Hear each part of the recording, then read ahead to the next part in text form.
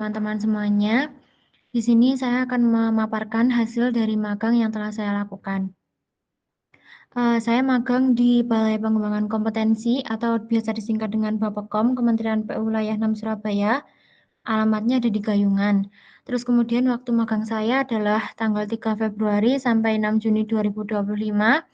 Terus kemudian saya ditempatkan di seksi penyelenggara. Bapepkom sendiri merupakan salah satu unit pelaksana teknis UPT yang berada di lingkungan BPSDM Kementerian PU. Nah, itu menyelenggarakan pelatihan yang mana pelatihannya terbagi atas pelatihan hard skill dan juga soft skill. Nah, saya di seksi penyelenggara ini mempunyai tugas untuk melakukan penyiapan dan penyelenggaraan pengembangan kompetensi, serta pelaksanaan sistem informasi pengembangan kompetensi, pemantauan, evaluasi, dan pelaporan pelaksanaan pengembangan kompetensi. Nah, kemudian pekerjaan telah saya lakukan selama magang diantaranya adalah melakukan telaah survei pelatihan e-learning dengan PLSM dan software Smart PLS, sorting data pegawai dengan Excel, rekapitulasi data evaluasi manajemen, UNOR, pengajar, dan ketidakhadiran dengan Excel, kemudian pengecekan atau validasi data peserta pelatihan, menjadi notulen saat briefing yang kemudian notulennya nanti langsung ditujukan kepada kepala balai. Selain ini, saya juga membantu untuk melakukan pengarsipan dan juga mengikuti webinar. Webinar yang saya ikuti salah satunya adalah mengikuti webinar terkait pembangunan ruas jalan tol di Jayapura, Papua. Kemudian analisis yang saya ambil adalah peramalan dan analisis data, evaluasi manajemen penyelenggara kuartal 1 tahun 2023 sampai kuartal 1 tahun 2025 di Bapepkom PU Wilayah 6 Surabaya menggunakan metode single exponential smoothing. Latar belakangnya, jadi di setiap akhir pelatihan ini, Bapepkom tuh selalu mengadakan survei evaluasi manajemen untuk melihat kepuasannya para peserta pelatihan. Nah, evaluasi ini menjadi hal yang krusial karena dapat membantu pihak penyelenggara untuk mengevaluasi dan meningkatkan layanan selama kegiatan berlangsung agar para peserta merasakan efektivitas dan terfasilitasi secara optimal. Oleh karena itu, dilakukan peramalan untuk nilai evaluasi manajemen penyelenggara ke depannya.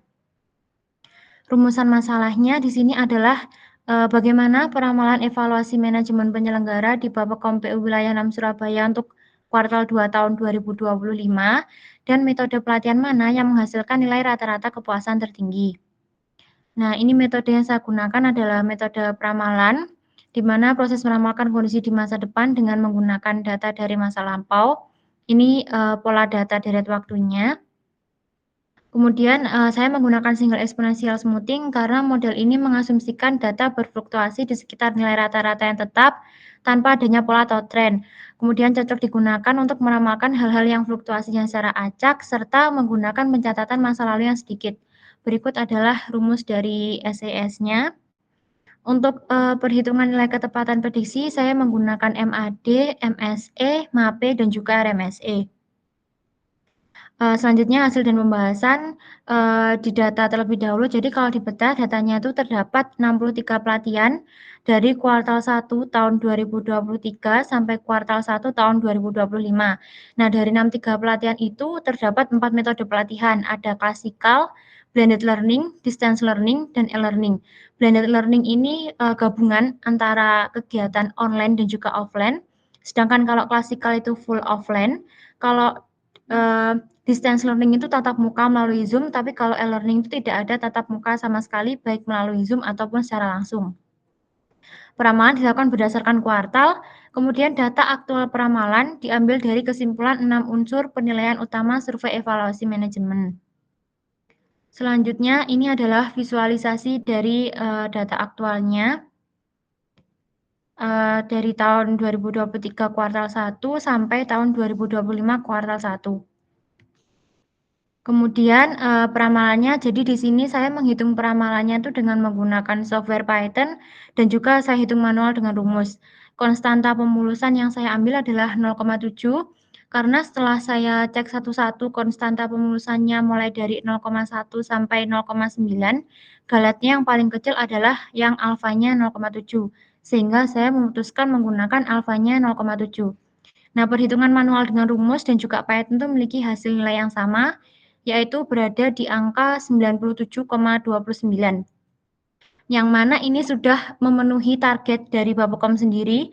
Targetnya Bapepom sendiri itu untuk tiap kuartal adalah tingkat kepuasannya adalah 97 gitu. Meskipun sudah memenuhi target, tapi hanya sekitar 0,31% di atas target.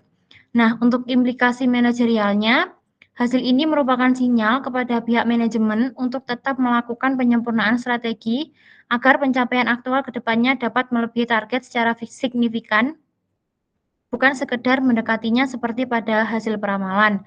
Kemudian adapun aspek yang perlu ditingkatkan adalah tata laksana pelatihannya, kenyamanan lingkungan belajar, konsumsi dan fasilitas umum, serta ketersediaan alat pendukung pembelajaran.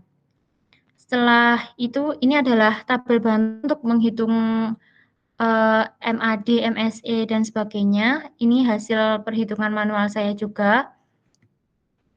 Nah, di sini untuk MAD-nya itu 2,52, untuk MSE-nya 14,75, untuk RMSE-nya adalah 3,84. MRD-nya terbilang cukup kecil, kemudian MSE-nya agak tinggi karena dikuadratkan, dan root mean square error-nya itu 3,84. Selanjutnya adalah MAPE. MAPE-nya sekitar 2,66%, yang mana itu kalau tingkat signifikansinya, kemampuan peramalannya itu sangat baik gitu. Jadi keempat metrik ini secara keseluruhan menunjukkan bahwa model peramalan yang digunakan cukup akurat dan dapat diandalkan untuk pengambilan keputusan manajerial. Setelah itu, kita akan mencari tahu bagaimana sih, mohon maaf, apa sih metode yang memiliki rata-rata kepuasan tertinggi di setiap pelatihannya. Ini saya hitung dulu untuk total kepuasannya. Jadi kalau kontribusinya terhadap total kepuasan, blended learning itu yang paling tinggi, sedangkan yang paling kecil itu adalah e-learning. Di sini dilihat karena jumlah pelatihan yang menggunakan metode blended learning itu lebih banyak dibandingkan dengan metode e-learning. Tapi meskipun e-learning itu memiliki tingkat kontribusi terhadap total kepuasannya yang paling rendah, akan tetapi untuk rata-rata kepuasan metode pelatihan per pelatihannya, itu justru e-learning yang paling tinggi. Sedangkan blended learning di bawahnya e-learning yaitu 91,41. Selain itu yang paling rendah adalah klasikal. Jadi hasil tersebut mengindikasikan bahwa penyelenggaraan e-learning telah mampu memenuhi harapan peserta secara umum dalam pelaksanaan kegiatan. Selain itu, untuk metode klasikal karena rata-rata kepuasannya cukup rendah dibandingkan ketiga metode yang lainnya, metode klasikal perlu ditingkatkan dari segi tata laksana, kenyamanan ruang belajar, konsumsi, serta fasilitas umum dan alat pendukung. Perbaikan aspek-aspek tersebut akan meningkatkan kenyamanan dan efektivitas pembelajaran bagi peserta.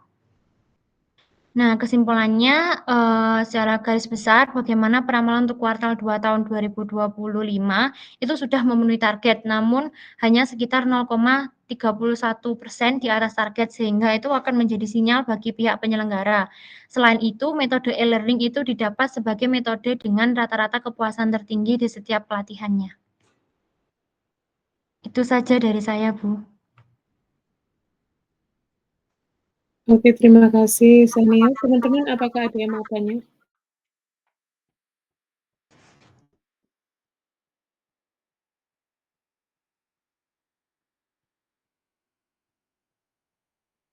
Waktunya masih 6 menit ya. Presentasinya cukup bagus, efektif.